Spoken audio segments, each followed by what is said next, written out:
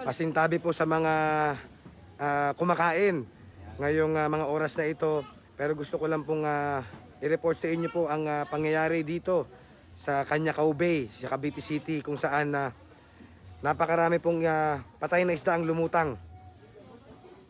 Yan. Andito po tayo ngayon sa barangay 62A.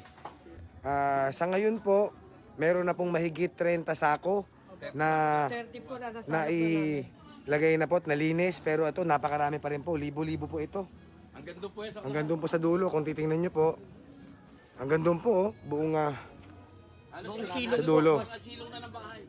Sa ilalim buong silong. So ito po ay napakadelikado dahil maamoy na. Kaya ako po ay nag-face mask na dahil amoy na po dito yung masangsang na amoy at malansa. So nakipag-coordinate na rin po kami sa ating mga kasama mula sa Coast Guard. Ito na po yung tropa. Nag-iikot na po ngayon ang tropa. Ayan, ito na po. Sinasako na po ng mga tropa natin yung yung mga isda. So ito po sa mga malaking concern kasi dito po sa Cavite City, napakarami pong umaasa sa dagat. Hello po. At kung magtatagal po yung ganitong klaseng fish kill ay sa hanap buhay ng mga kababayan namin dito sa lungsod ng Cavite.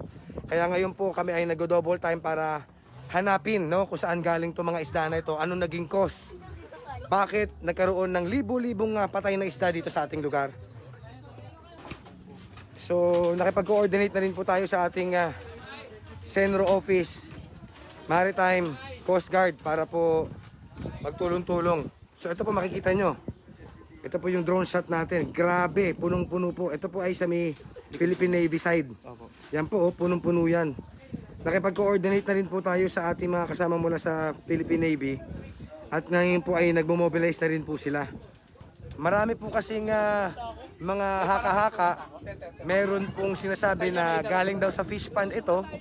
Meron naman nagsasabi na pasabog o dinamita. So iimbestigahan po natin to at hindi natin hahayaan mangyari ito dahil ang maapektuhan po nito yung mga kababayan nating Caviteño, lalong-lalo na yung mga mandaragat nating kababayan na sa dagat lang talaga umaasa. At pag nagtagal po itong fish kill na ito at nabulok po sa dagat, magiging bakterya po yan at makakasama po sa mga iba pang healthy fishes. So ito po yung ating concern, concern ngayon talaga.